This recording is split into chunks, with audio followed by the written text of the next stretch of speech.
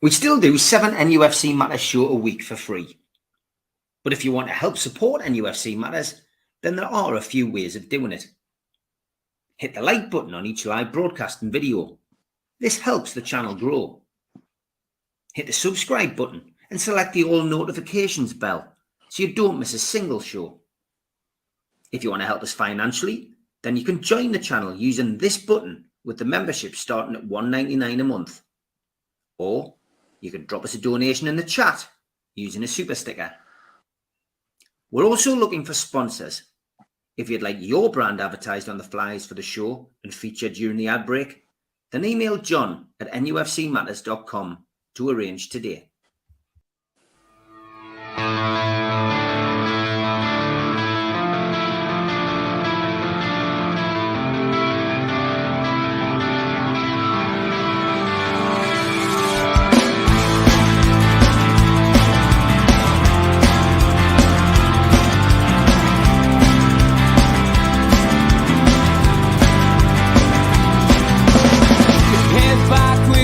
Attack. It feels like I've been talking to myself again, but it's the only way you're ever gonna learn. You look back and it's all in the past. I'm dwelling on the thoughts I cannot say to you.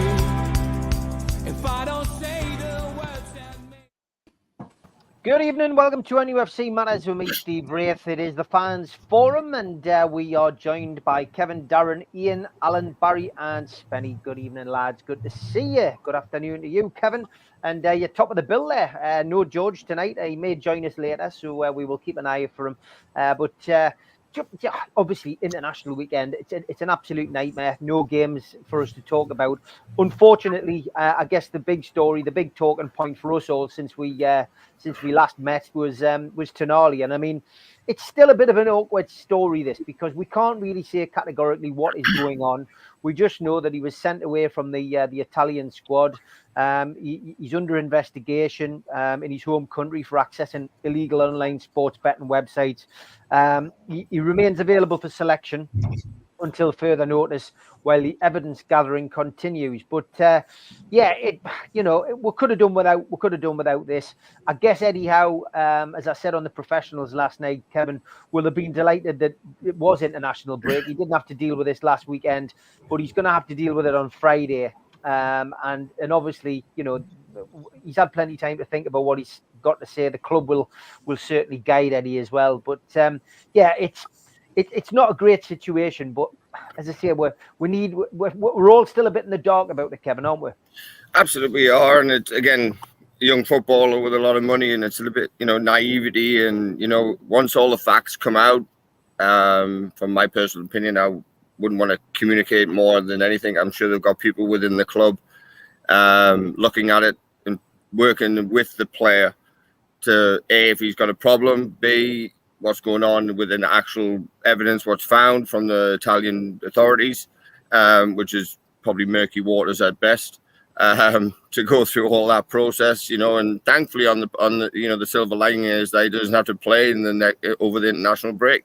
So, and he's cleared to play from the FA from what I understand. So, it's unfortunate, you could say he gets dragged into it. Is it his phone that's being used via others, or is it him personally doing it? There's a lot of, again, like you said, we're in the dark over the whole thing. And this could drag out for months and months and months until actually all the facts are being put forward from the Italian authorities. So for me, it's unfortunate, but, players are players. That's what they do, we'll just have to deal with it as things come to light. And I don't want to get into any legal issues or any legal things, so we'll just have to see what the facts state and deal with it when it arises. Yeah, I agree, Darren. I mean, it'll have affected Tonali, being sent away from the international squad. Him and obviously Zaniolo, not Zaniolo, the guy from Villa. It's not good, is it, Darren, to see that, and it'll have affected him greatly. But like Kev says, we're going to have to wait until the facts come out before we can really discuss it. But hopefully he'll just be able to get his mind focused on playing for Newcastle until things develop. Yeah, I think Kev just hit the nail on the head, to be fair. I think it was he said is right. But it's the last thing Eddie Howe wants. He's got a squad. He's got to prepare for Crystal Palace, and now on Friday he's going to be getting asked questions straight away about Tonali. So he's got to answer. He is quite good at answering questions anyway, Eddie Howe. But it's kind of the last thing he wants to deal with. He's got so much going on anyway. And Tonali, anyone knows, like Kev said, they'll probably have people looking now what he's done, which way he's been betting. So we're in the know. We know nothing. But how I think they said about Eddie Howe because he doesn't really want this situation. So we've got to wait and see how it plans out.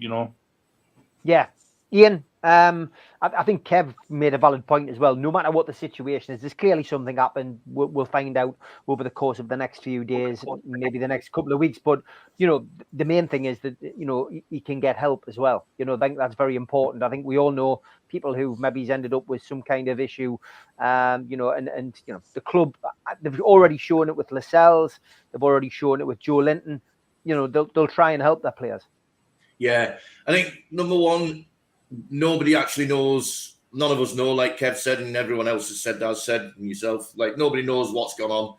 There's rumours that he wasn't involved in betting on sport, rather that it was just gambling, like poker or whatever. I've heard that a few times, but who knows? It'll all come out in the wash. But I think the way I look at it is, let's show him if he gets on the pitch, which I actually think he will against Palace. Let's show him that we're behind him. And, he might not have felt at home yet or completely at home, but this is a good opportunity for us to show solidarity behind one of our players. Whatever he's done, I doubt very much that he's been involved, as I said previously on the other show. I doubt very much he's been involved in betting on football, which I think is the key thing. That's the thing where you're going to get really hammered. But who knows? But it's a good chance for us to show him that we're behind him on at the weekend against Palace, and hopefully, well, not hopefully, but definitely Eddie will get behind him and all the lads. So yeah, let's look at the positives on it. It could be worse. It could be. Alan, you were clapping there. Troll says Tonali's innocent till proven guilty. Never forget that, and I think that's a great point to make. Yeah. Spot on what Ian said. We've got to give him all the love and support possible, until proven guilty, and even then, you've got to give him some more support. Gambling's an addiction, and like Kevin quite rightly said, when you've got thousands of pounds as a youngster, what the hell do you do with it in your spare time? It's until proven guilty of any sort of misdemeanor. Give him all the love and support, and I'm sure, like Ian says, that will do that on Saturday if he plays. It's the mental side of it that I'm worried about. I just hope he's mentally right to play football, because obviously, he's trying his damnedest to keep Gareth Southgate in the job by England being weakening the Italian team, but not trying to make light of it. I can't say much apart from let's hope he's innocent of any misdemeanor, and if he is, then he'd be done for it, really, lads. Let's hope it's not a long sentence, but until anything happens, we've got to give him full support and even going beyond that. Yeah, the Chronicle's done a good little piece on it, actually. What he could end up with if he did this, and this. But again, it's all speculation, Barry. It's from our point of view, it's just disappointing for us to see somebody who we've spent a lot of money on in the summer, end up in this position. And let's hope that it can be sorted out sooner rather than later.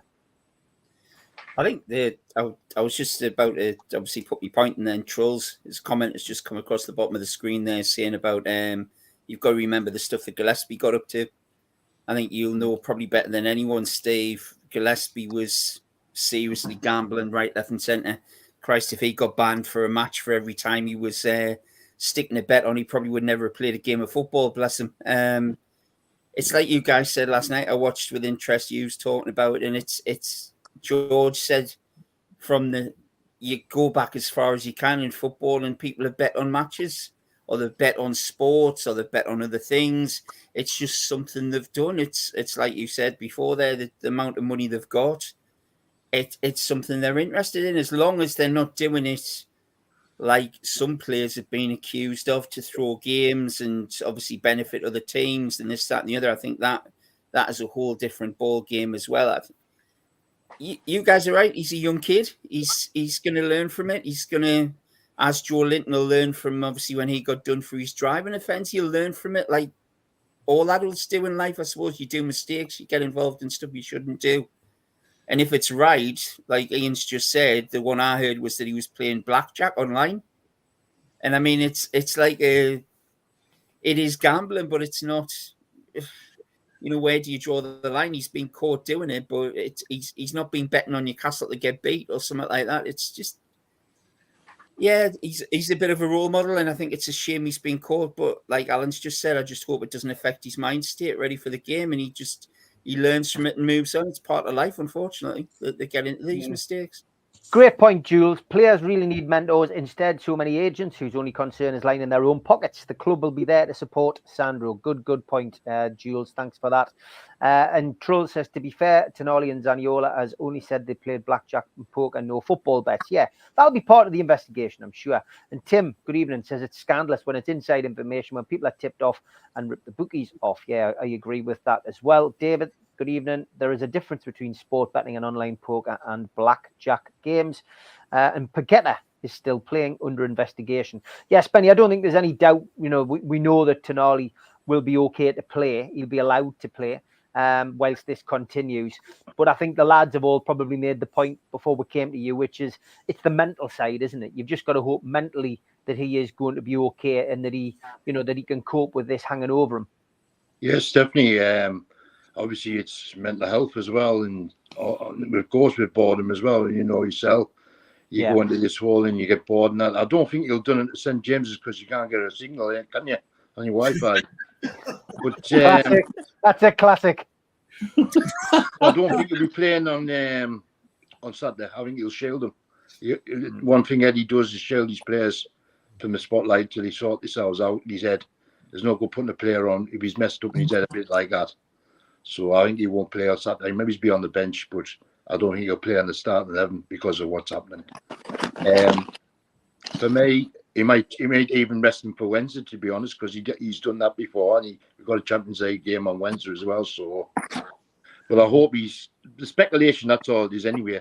All these stories out there, no one knows unless just the clubs, the club and the police, to be honest. So we'll hopefully find out in a couple of weeks. I don't say it being very serious because it would have kept them in Italy anyway.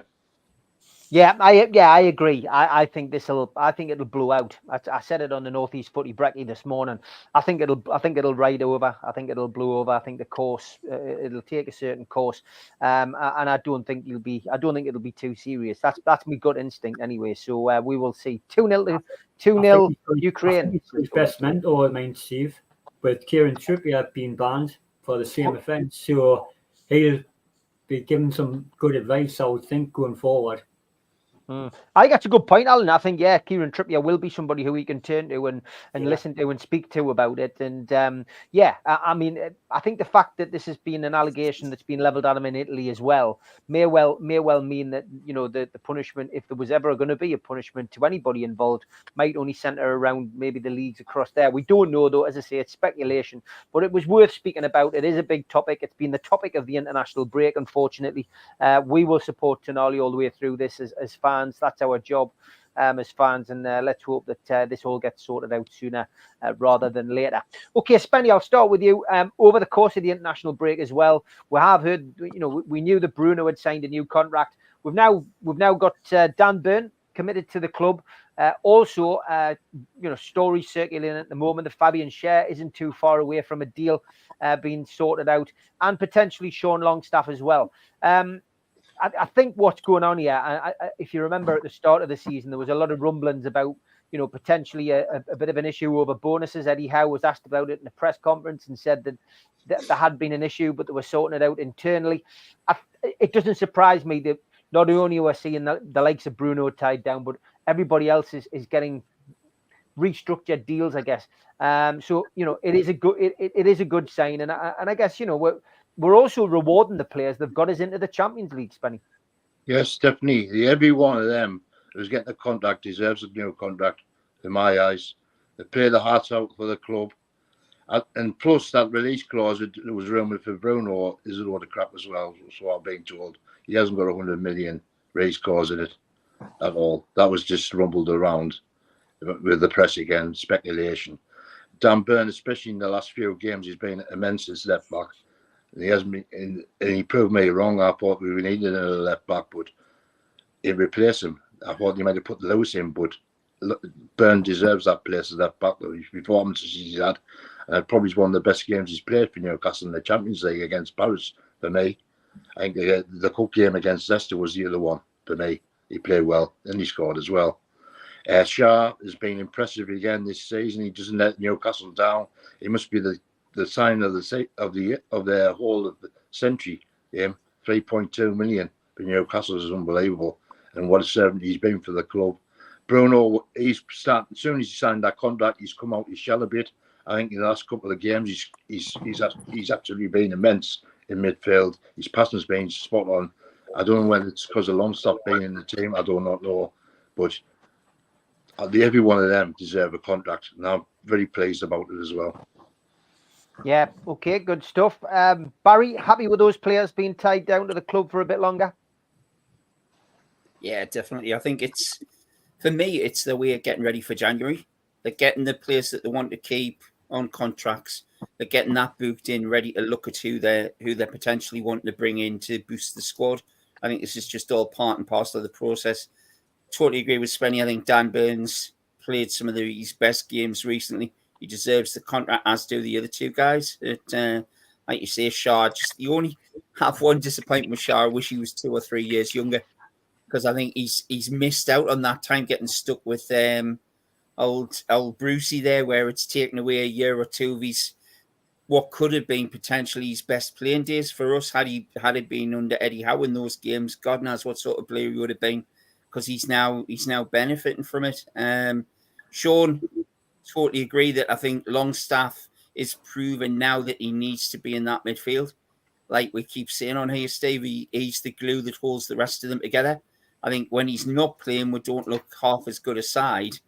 But that is now Eddie Howe's new problem of trying to how does he fit Longstaff, Tonali, Bruno, and potentially somebody else into midfield. But yeah, I think get the players they want to keep sorted, get them on new contracts. So if somebody does come sniffing about, and potentially get a list ready for January of people you want, if there's anybody you want to go, and then we'll just move on from there, hopefully. Alan, delighted with the business we've done over the last couple of weeks. Yes, fantastic, lads. When you consider there's 2 or 3 players at the club, like say Matthew Hayden, who have got contracts to 2026 on loan, and they're never going to play for Newcastle again in the first team. I wouldn't have thought. The lads who have got these new contracts deserve it. And I mean, I'll put a question to the lads. All of us think of Dan Burn as being a bit of a giraffe when he runs, but how many actual players beat him? I mean, he's not a natural left back, but he's been absolutely brilliant over the last 18 months. So he deserves it totally, Dan Burn, without a doubt. And he'll be, in the dressing room, showing the lads how, what it means to play for Newcastle United, even if he's not a first team regular going forward, because I think many were probably thinking maybe it's a year, 2 years tops, and then it'll be a fresh new left back. And plus it gives time for, Hall and Livermore to adjust, because they're going to be the future going forward, lads. So I think it's great. They're doing it in the right way. I'll just say something about the lad who said that Fabrizio said that there was a race clause. Fabrizio is paid by agents and paid by clubs for his posts on Twitter. So that's why he says things like that. There you go. Okay. From my perspective, I know nothing about the guy. I see him on Twitter, so I can't say whether that's true or not. Spenny obviously has information on that, but for me personally, I take everything that anybody says on social media with a pinch of salt, especially when it's to do with players and agents and stuff like that. I genuinely feel I genuinely feel that, the only people who really know the truth about these kind of things are the players, the clubs and the agents. And if they come out and say, this is what we're on, then, that's when you find out. The only other time you find out what somebody's on, by the way, wages wise, is when they go to court. And it's written there what they've been fined. They've been fined 2 weeks' wages. We'll find what they get paid. But yeah, it is all interesting. So, Ian, a couple of new names on contract, but some old names. We've got Dan Burn now committed, obviously Bruno, and talk of Fabian Schär and Longstaff as well. Yeah, I think I just reiterate everything everyone else has just said. They all deserve a new contract. Longy deserves a new contract massively as well, because my understanding is, and I don't know the figures, but that he's on a really, really low wage at the moment. So, reward them for what they've done, like you say, getting us into the Champions League and their ongoing performances. Burn, again, I'll just reiterate what Spenny said. It's, I was one of the people saying we definitely need to strengthen that position. But you can't really, nobody can slate what he's done this season. He's been excellent. And yes, it's helped him. People saying, well, he's only been that good because Gordon's in front of him. And yeah, that has helped, having the legs of Gordon. It helped him when he had Joe Linton out there with Willock sort of interchanging as well. But it's what I look at as well is defensively, how many clearances, how many footings has he had, how many headers, whereas a different left back without that height and without, his say, defensive abilities may not have been in that position, and that may have leaked a couple of goals here and there that dropped us points. So I just think, yeah, it's all good news all around. And Schär he's definitely got a few years left in his legs, hasn't he? So all good for me. Yeah, he definitely has got a few years left. I think, it's good to tie these people down. It gives you a bit of stability as well, doesn't it, Darren? To have like these names committing themselves to the cause, and like I say, I think some of it will be down to the bonuses stuff that we saw, because they were still on the bonuses from Mike Ashley. Newcastle finished, in a Champions League position, so the club need to restructure, and the lads will probably be getting a better wage, you would imagine, but bonuses will be structured in a different way. But good to see. It gives us stability. Yeah, it's definitely, because like you say, the lads already covered the Shaw's fully deserved, Dan Burn fully deserved, and Longstaff all deserve new contracts. But I like Dan Burn, but I think you probably new contract might be working behind the scenes to help the younger players come through. But I do want to see Harvey Elliott played a lot more games this season. I don't think my personal opinion, I don't think Dan Burn has been fantastic this year. He's done all right. I'm not like knocking him. He's done all right, but he's been fined. But I want to see Harvey Elliott play a few more games, because what's the point obligation by him? He needs to play, Steve. I want to see him play Premier League games. Yes, Dan Burn is reliable. He's 110%, but certainly he has been fined. Well, I've watched him. He's been fined. So they found it out. Do you know what I mean? He's been found out a few times, in my opinion, when I've watched him. But I'm happy he's a new contract, but I do want to see Harvey Elliott playing. Who's Harvey Elliott? Harvey Elliott. Lewis Hall. Sorry, boys. I'm going through the comments and I'm thinking, Harvey Elliott. Lewis Hall. Sorry, Lewis. I don't know. Lewis Hall. I want to see Lewis Hall play a lot more games this season, and I just think he deserves a chance. And he can't play the game. Plays for Liverpool, mate.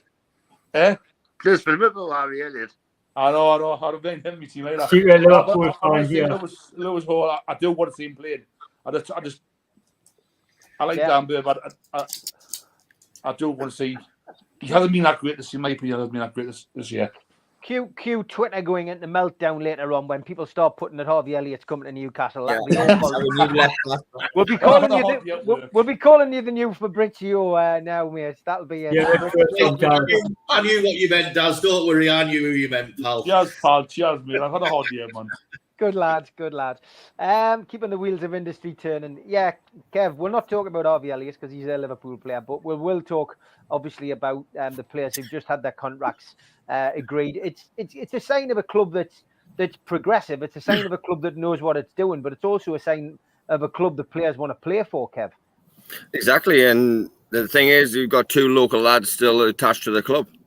You know, even if Dan Burn goes into some mentorial role or coaching role, or then you've got Sean Longstaff, who's well deserved a long contract and a pay upgrade, just from how he was treated from what I know and what most of us know on here, how he was treated through the previous regime, we'll call it that. So yeah, it's fantastic for the club. The big one for me was the Bruno deal, to get him tied down for a longer period of time. Yes, it's only to 2028 or something like that, but still that adds into his value.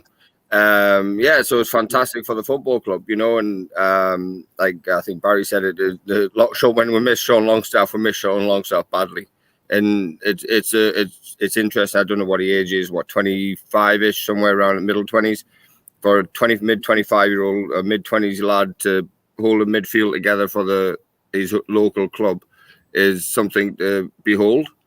And he's taken that on, and you know, knowing, you know, not knowing him personally, but at the same time to take the bat on, if you will, of saying, hey, this is how it's done. This is how, even though you've got the likes of Joe Linton, you've got the likes of Bruno, and now you've got Tonali coming in, you've got Joe Willock still to come back, you've got others, but he's still the stalwart in that central midfield, to, you know, like the Roy Keane of Man United, essentially, back in the day, of holding everything together, and this is how it's done. And I think he can go and stay, like, be a one club man and stay here for the rest of his career. Except he's not a little bell end. Well, yes, exactly. I know that, yeah, but the context, in context. Yeah, I've got it, mate. But, no, but again, it's just doing things the right way. What the club are doing now, it's just doing things, getting players tied down to however long deals. Contracts are written on paper. They don't, you know, things can be ripped up in a hurry. If they don't perform well, they could be out the door. And we've got value for each player coming in, or going out. So, which is a nice pressure to have. And Eddie Howe's still got the players that he trusts, and those who are going to be playing around them can come in now and say, this is the benchmark of Newcastle United going forward. Yeah, great stuff. Gary Milligan says, breaking news, Harvey Elliott spotted in Tyneside Fish Shop. Mick Millian says, there are at least another couple of podcasters and Facebookers that talk utter just to post something every day. Mick, that's welcome to the world of Newcastle United on social media, unfortunately. Okay, still plenty to talk about in the second half. Here's the ads. A big thanks to all our sponsors: Skips and Bins, telephone 0800 25 45 25 3, email inquiries at skipsandbins.com, website skipsandbins.com, easy contract free and pay as you go waste collection. Thanks to Mr. Vicky's Sauces, handmade in Cumbria. You can find out more about them from their website, mrvickies.co.uk, or by calling 01768 210 102. Thanks to Media Arts for all the help with the video side of things. And thanks to United Group Travel, UK coach holiday firm based in Morpeth. There's no strangers on their tours, just people you haven't met yet. They're now taking bookings for 2024. You can call 01670 632 460, 0791 666 4174, or 07957 141 654, or go to the website unitedgrouptravel.com. Please subscribe to the channel. Hit the subscribe button underneath the video today. We still do 7 shows a week. Hit the thumb up under the video to like it. It does us a big favour. Click share to share to your other social media and let people know about NUFC matters. We're also a podcast. You can find us on iTunes, Spotify, and other podcast providers. If you want to help the show financially, you can take out a £25 one-off membership. You get a scarf, a pen, a cup, and a membership card. How do you get it? Go to nufcmatters.com, look for membership. If you've got a smartphone, then put your smartphone over the QR code and it will take you straight to that section on the website. We also support the food bank on this channel. You can donate to the food bank today by going to nufcfansfoodbank.co.uk. We do support events on this channel as well. If you've got an event, please send it in and we'll promote it. The Tyne Theatre and Opera House are doing a Keegan, Beardsley and Waddle event, the Class of 84, 25th of January 2024. Book now by calling 0844 249 1000. And the Tyneside Irish Centre, they're doing an event with Frank Clark and John Gibson on Thursday, December the 7th. You can get tickets from nufcmatters.com and they are priced at £15. There's also some tickets available on Groupon. Don't forget, you can catch me 5 days a week, Monday to Friday, with Rye, Dave and Daz on the Northeast Footy Brekkie Show, 7 till 9, and you can catch us on the Red, the Toon and the Cat and on Toon Radio's website. WhatsApp us on the day 0330 043 2002, the perfect way to start your day. Had word from George. Sadly, his internet is not playing games tonight. He did try to come on, but unfortunately, it is not to be. So, George, I hope you're okay. And a big shout out to Steve Wilkinson. I hope you're watching, mate. Many of you who tune into Geordie's here, Geordie's there, will have noticed Steve's absence. He hasn't been well at all. But he is on the mend, and the good news is he's back home today. It took a while, man, 6 weeks for him to get back home. So great news, Steve. We're sending love to you, mate, and let's hope that this is the start of you getting yourself back to the man we all know and love. So give us a shout, mate, when you can. Tim, good idea. Suggestions for Mr. Vicky's and NUFC Matters Christmas selection. I will certainly put that to Alan about that. Okay, Ian Brownlee says, is there any truth in the Ramsdale links today? I'm not going to talk about Ramsdale. I'm going to talk about Emile Smith-Rowe, Kev. He's the subject of a transfer interest, according to the newspapers, from Premier League rivals Newcastle United ahead of the January window. Is he really an improvement on what we've got, Kev? Would you be happy with Emile Smith-Rowe coming in? Is he somebody that's going to improve the squad? No. I think he's... Well, if he can't get in the Arsenal side like Ramsdale, I mean, there's a problem there. So there's obviously something to do with that. He might be very good technically from what I remember watching him, but yeah, he'll drift in from a 10 and all the rest of it and playing in behind. And yes, there's links with him, with Morgan Gibbs-White and Anthony Gordon. Like you said on the professionals last night, I'll go for Morgan Gibbs-White. I think he's the far better player, to be perfectly honest, and something like what we probably need in terms of he's got a bit more pace, he's got a bit more enthusiasm about the game. I think Smith-Rowe just rolls into Arsenal every day, gets his pay packet, and then goes home and just quite happily sits on the bench. And yes, he had a decent season. I think it was a couple of years ago or whatever when he burst onto the scene. But ever since then, he just fell off literally a cliff, and you never seen him again, based on the fact that Arsenal have bought well. So no, not for me. I think we could get better than that. Okay, what's your thoughts, Darren? Would you see him as an improvement, or would you fancy Harvey Elliott, says Gary? He's not going to let you forget that. He doesn't know. He's the player who doesn't tickle us, you know. He kind of like Kevin said, he can't get the Arsenal team where we want him. I don't feel we need a attacking player on the right for Amron to give him good competition. But we don't need any more centre midfield players because we're full.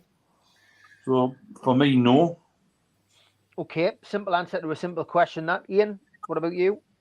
Yeah, same boat with me. I don't think it's an improvement on what we've got, and I don't think it'd be a good look as well bringing him in for the likes of Anderson, who've performed really well and are improving all the time. Is he an upgrade on Anderson? Not for me. Not what I've seen of him. He did have that one good season, but I've not been overly impressed, and I think it'd be a kick in the nuts for a couple of our younger lads who are pushing through and who look like they're going to be quality. And Anderson certainly is now, you know, working his way into the team week in, week out. So I just think it'd be a backwards move, if anything. He's a good player, don't get me wrong, but I don't think he's good enough to come in now for us. Okay, Alan. Spot on. I think Morgan Gibbs-White, I think Gary in the chat hit it on the head. Neto from Wolves is even better again, but Morgan Gibbs-White, he did have that purple patch a couple of years ago and he looked a hell of a prospect, but he's been suffering from a lot of injuries as well, lads, and he's young. So I concur with everything that's been said, for me, as well, to be honest with you. I don't think he's any better than what we've got, and you need to have somebody better to get in the team to make it go forward again. Barry, you're going to be doing the list again, which breached the 200 mark in the last window. You're starting to put one together now, I believe, which starting a bit early, but I mean, we're being linked, and this is the first. Ramsdale's the second. We did touch on Ramsdale previously on another fan forum. That's why we're not looking into him tonight. But yeah, I mean, this one's a bit of a strange one, and most of the lads, it seems fairly, set that everybody's the same. Nobody really would take him, and he's not getting the game for Arsenal. So why would we be wanting to take him off their hands? The thing is that I had a look at this guy last night after you had talked about him. He's played. I mean, he's just gone 23. He's played well over 100 games for Arsenal now. He was in the Arsenal side at the start of last season, then picked up a really bad groin injury, and he missed pretty much at least half of the season for Arsenal, and then struggled to get back into the side. He's when he is fit, he's on the verge of the England squad. He can play supposedly right across the midfield positions, both right and left side of midfield. For me, it would depend how much they want from him. I think he's a player who Howe could certainly improve.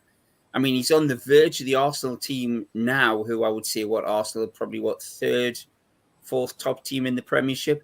So he's got to be there or thereabouts. But he fits Eddie Howe's criteria, or some of it for me. He's young, he's English, he can play in multiple positions. He's got a decent attitude about him. I can see what the guys are saying. I would hate to think that the likes of Anderson got fed up because we're signing people who would play in his position or may stop him from getting a game. But at the same time, do we not want to try and get as many good young players in as we can? I mean, like Ian said about Almiron, Miggy's not getting any younger either. He's getting towards 30-year-old. We've got young players on the other side. We've got Harvey Barnes. Would it not be worth adding another? I don't know. If he's good point, say anyone under 15 million, I would take a chance on him. It depends on what Arsenal want from him. He obviously can't get in their team, but is that because of his bad injury last season? Or is it yeah. I mean, I think it's up to. I think he is an Eddie Howe style player, but they'll look at it and see whether the deal's worth their while or not. I do agree with the lads. It's not necessarily a desperate position I would want midfield wise. I think we're pretty well covered right the way across it. I would be looking at defensive or up front, but it's one of those, and sometimes you just don't see them coming. Yeah, that's true. Adieri, you'd love to see Osherman at Newcastle. Thanks for your message. Emil Smith-Rowe says, Tom is only 23, still young, and he's a good player. Ewan Ferguson from Brighton would be a great fit, says Tim, the guy who scored a hat-trick against us. We took an unfit Gordon and Howe changed him. It's what Eddie sees that others tend to overlook. Personally, not for me, but what do I know about football? Spenny, most of the lads are saying no. Barry's probably got a slightly different opinion. Where do you stand on this Emil Smith-Rowe rumour? We don't buy cast-offs anymore. We buy players who are in first teams. He's on a par with Willock for me. And he's no better than Willock for me. Simple as that. We've got Willock to come back in.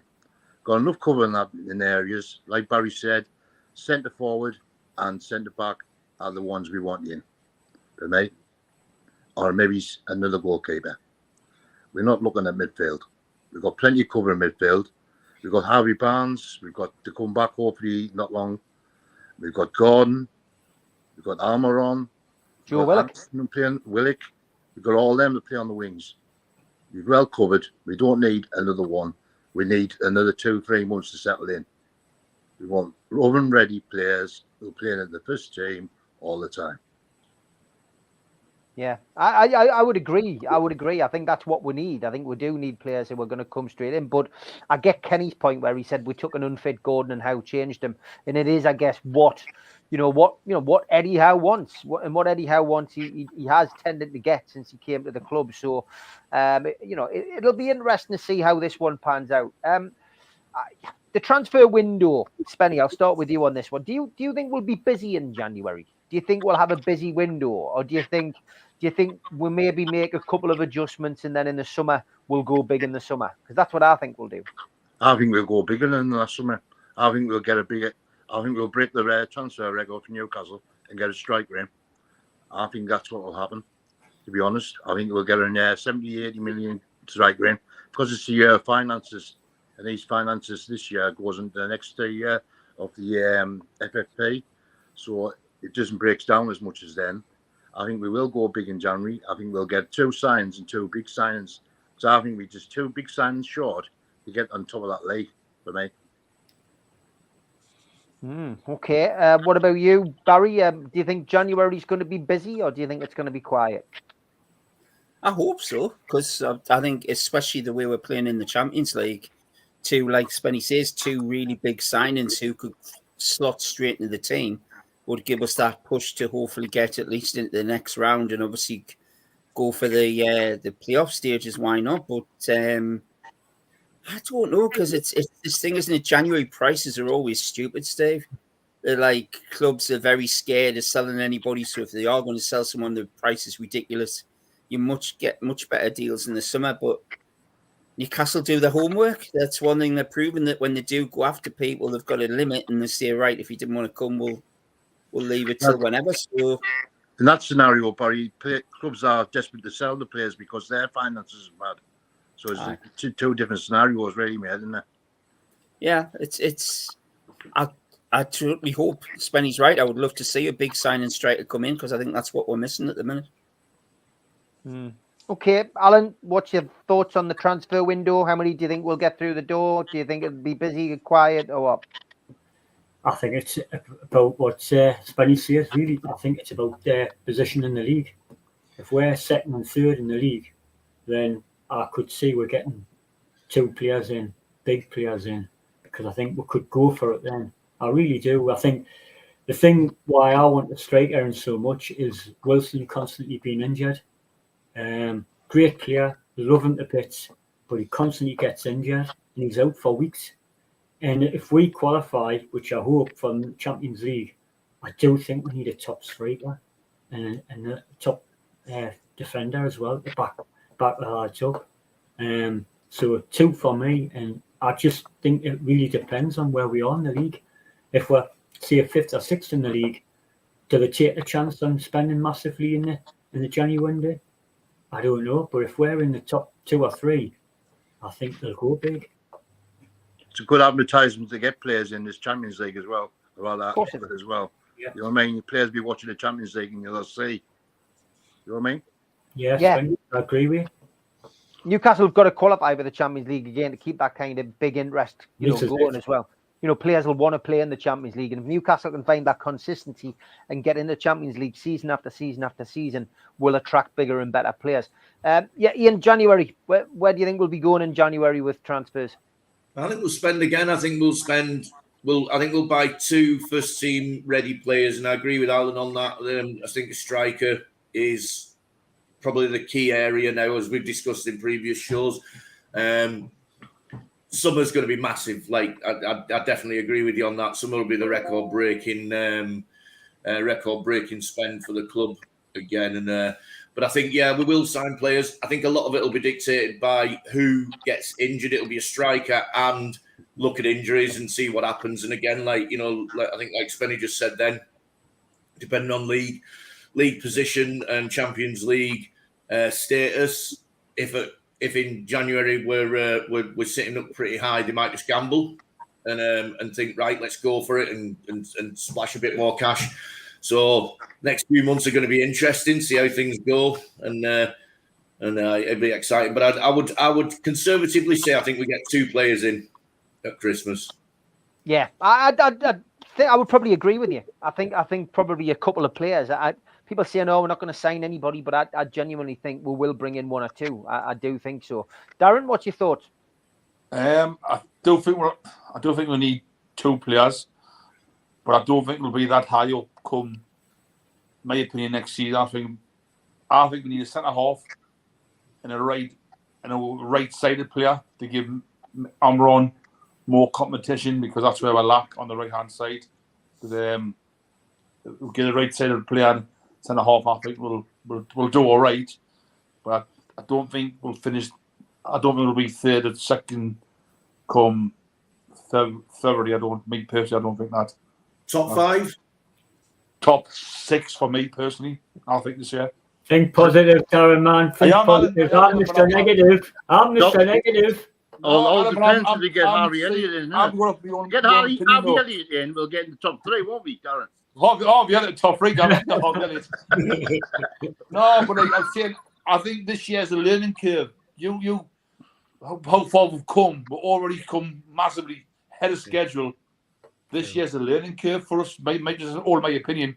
I think, yes, we'll do well in Champions League, but it's come paying the Champions League and Premiership. And I just think, me personally, next year, I think it'll be in the top 7 or 6 for me. UEFA Cup for me. But I don't think we need 2 players in. Definitely a centre half, because with Shaw, we get the Cells, which I don't trust. And I do think we need a right-sided attacking player to give Amron good competition. Fair point, Steve. Okay, Darren, thanks for that, mate. Kev, thoughts on transfer window in January? Is it going to be a busy one? I don't know. Who would they get in terms of if we push for Champions League qualification? Those players who are actually top echelon will be probably playing in the Champions League already, and if that's where you want to go and spend money in January, which is already an elevated market, then there's a sticking point already. For me, I think we might have to go into the low market. I think we might have to go into that. Yes, I understand the financial thing, and it's the turnaround of the new fiscal year and things like that. But at the same time, it's who will be available for the right price of what money we can actually spend. I agree that we need a couple of players in. I think we need a forward of some description, potentially a centre back, probably even a third as a goalkeeper for as a competition to Pope. But it's going to be interesting to see what way they go. Do they just stick on 21, or do they go bust, or what do they do? That's up to them. They make the financial decision from the club, financial perspective for the club. For me, I think if we do go big, if we do push that narrative, I think we can get into the top 4, not relatively easily, but I think we can really make a challenge for that and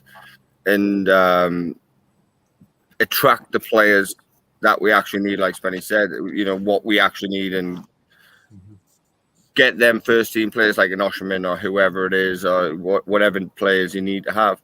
But at the same time, do you stick cautious and just go with what we got and fight for everything that we have and wait until the summer? Because I agree with everybody that the summer transfer window will blow the doors off of everybody, but there's a lot of caveats behind injuries, behind who's available, what does Eddie Howe want and need.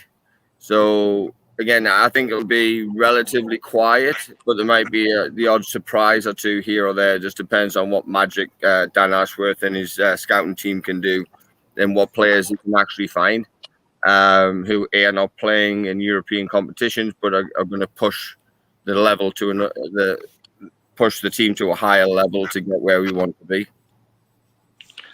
I've got a name for you, Bud, Batman. Been watching a player when we were linked with him in the summer, Batman. Called Barry Batman. We linked him in the summer. It's not a joke, and his name is Boniface. It's class. Oh, it's funny, The one I've seen today is the guy. The centre half that Barcelona were trying to sell, which obviously Barcelona have rumoured to have every player in their first team squad on the transfer list. The Todibo, the centre half, the big French guy, that's starting to leak out that he would be ideal to play alongside Botman. So I'll be interested to see whether there's any truth in that, because obviously Barcelona are strapped for cash. Do you think? Looking fairly positive on Botman, by the way. He's posting some interesting stuff on his social media. Looks like he might have an outside chance of playing at the weekend, which would be great. The international break's done him the world of good by the looks of it. So fingers crossed he will be back. Well done to Jamal Lascelles. He has been an able deputy this time round, and certainly won more plaudits than a lot of people probably would have expected after that set of fixtures. Okay, Crystal Palace at home this weekend. It's a good old-fashioned 3 o'clock kickoff on a Saturday. Eddie Howe's side are unbeaten, of course, in the last 7 league and cup outings, and at home have won each of the last 4 home fixtures in all competitions.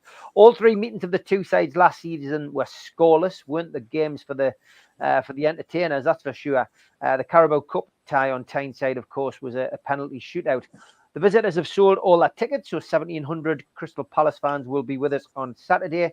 Team news, early team news, where we know that Harvey Barnes is still out. There is yet to be news on the availability of Sven Botman, Joe Linton, Alexander Isak, and Joe Willock. I personally think Joe Willock might come a bit too soon for him, but you never know. Isak returned from international duty, of course. He was examined by the Swedish medical staff. Had a groin strain that he picked up at West Ham. So hopefully that rest will have done him the word of good. Eze misses out with a thigh injury for Crystal Palace. There will be checks on Michael Olise and Czech Doucouré. They both might return. On the road, Crystal Palace so far this season, well, Roy Hodgson's side have recorded 1-0 wins at Sheffield United and Manchester United, and a 1-1 draw at Brentford and a 3-1 defeat at Aston Villa. No news on the referee or VAR at the minute. We will get that later on in the week. So this is a nice game to come back from an international break to. Spenny, I'll come to you first. How do you see this going? Because as I've already explained there, these weren't very entertaining games last year. Palace came and shut up shop. Different team now, Steve. I think we'll torture them, to be honest. I think they'll be Scott or us. They'll be up for it. I think we'll play Isak and Wilson together as well, to be honest. If Tonali's on the bench, they'll play Gordon on the right or swapping with Isak in the middle. That's what I think he'll play. I think we'll trounce him on Saturday. I'm really looking forward to the game. And I'm going to talk to Darren before the game and trying to find out where Harvey Elliott is. He's in your seats, Benny. So you think we're gonna batter? You think we're gonna batter? And what's your prediction for that game then, Spenny, mate? It's a Spenny special, 5-0. Go on. 5-0. Barry, are you as optimistic as your next door neighbour tonight? Nah, Robin, I think we're going to win. I think I very rarely bet against us at home these days, but I think Palace have this knack for coming up and sort of have a game plan where they phase us out. They do something where we struggle against them. I still think we'll win. I've got a good feeling, but I think it'll 2-1, 2-0. I think I'll go 2-1. I think we'll be up for it, and obviously we've had that break to bring a few players back, but I think 5-0 is a bit much, but you never know. Jackie Nicholson's gone 4-1. Paul Toon's gone 3-0. 4-0. Hammer and Isak the scorer. Hat-trick, says David. Palace have got loads of injuries. 4-0, says Geordie Toonberlife. Jackie Nicholson's predicting a Harvey Elliott hat-trick. Alan? Sorry, go back to the back cave. Alan. Do it, Darren. Darren, you'll have to change your name next week to Harvey Elliott. I will do next week. I will. Alan, we've got a. We've got me that Batman. We've got a 5-0. We've got a 2-1. Where are you going, Alan? Well, if you look at the last 10 games between the two sides, lads, I'm into my facts and figures. There's never been more than one goal in it. It's been 1-0, 0-0, 0-0, 1-0, once each in the last 10, 12 games. So they haven't been entertaining. There's only been one goal in it. But I think I'll go 3-1. I think we'll break that duck and we'll make a better game of it. But like as Barry says, it's always been, very cagey with Palace the last 5-6 years. It's been very tight. But I think we'll win 3-1. I'm confident. 3-1. 3-1. Mick Mullane's gone 3-1. Tim Cairns has gone 4-0. Danny says we'll score 8 these days, man, Barry. Bill says 2-0. 3-1 from Mighty Mag. 3-0 from Ian Brownlee. 2-0 from Mozza. We're a different team now, Alan, says Kenny. Lots of people saying. Darren says at least it's not Fred Elliott. I say it's not Fred Elliott. Ian, what's your prediction? Sickens to say, but I'm agreeing with Alan. I think it's 3-1. I love a 3-1 anyway. I'm every time I say 3-1, we do all right. So I'm going to go 3-1. had a little look at the results, and Alan's right. Like they don't lose by many goals. I think Villa did them 3-1, didn't they, at Villa Park? And but I think 3-1. I think we'll have too much for them. Okay, Adieri's going 5-0 like Spenny. Darren, how optimistic are you, mate? Well, if Harvey Ellington scored in the first 10 minutes, I think it'll be 0-0 or a 1-0 win. I think Palace are our bogey team at St James's Park. Very hard. The last 5 years, they beat us 2-1 or they drew 0-0 or beat us 1-0. I hope VAR's working this year, Darren. I hope VAR's working this year. Joe Willock's goal last year was ruled out. I know, but if it don't score in the first 10 minutes, I think it's going to be either a 1-0 win later on or a 0-0. I just think Palace are a bogey team. Okay. Dave's gone 3-0. Kevin, where are you going, mate? Has Darren turned into Alan? Real quick. I'll be running over his seat when he went in 5-0. Hold on, wait. There we go. That's better. No, I think just like I totally agree with the lads in terms of Palace is a bit of a anomaly towards Newcastle United. You know, they always seem to do one over on us. Not that it's a bit of a bore, but I think the way we're playing, the confidence levels that we have, unbeaten in 7, 8, whatever that is, minimal goals conceded, scoring for fun.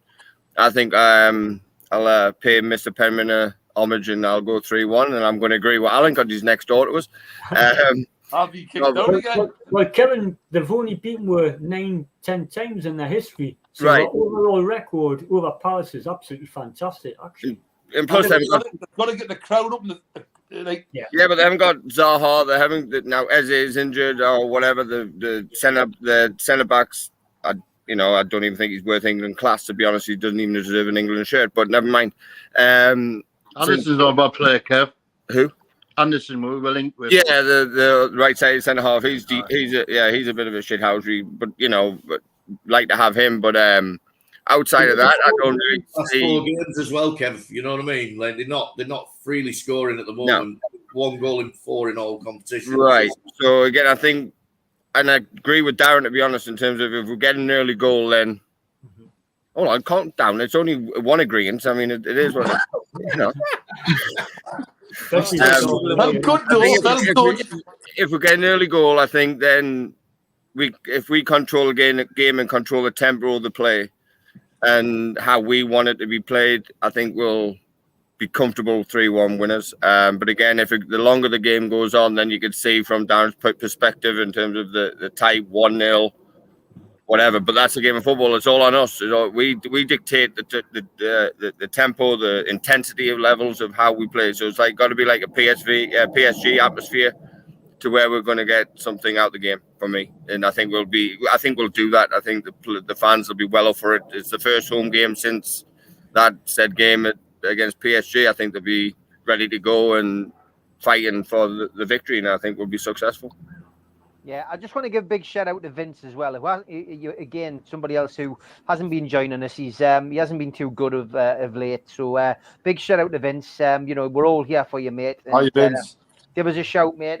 Whenever you want to talk, just give us a shout, mate. He's going through a bit of bother in his personal life, as we know. But big shout out to him, and a big shout out to Steve Wilkinson as well. I mentioned it earlier on, but he is back home. Take your time, mate. Get well soon. But as always, a fans forum, as I say, International Week. Not much to talk about. Not in your Nelly, not with Newcastle United. Big thanks to Kevin. Big thanks to Alan. Big thanks to Ian, Darren, Barry, and Steve. And Man United are in crisis, and if you want to hear us taking the mick out of Man United, give it a listen in the morning. I do the Northeast Footy Brekkie show. It is good crack, 7 till 9 with a Mackham and a Borough fan, but we do tend to take quite a bit of a rise out of Manchester United, going into complete meltdown. So it has been fun the last 8 weeks of that show, and I'll be continuing to do it. But great to have you on. Thanks to all the moderators. Thanks to everybody in the chat for taking part. Batman, and I'll be back. I'll be back tomorrow, 6 o'clock. I'll be back with our friend Melly on the Champions League show, and we're going to have a Borussia Dortmund fan on tomorrow night as well. So that should be interesting. Look forward to that.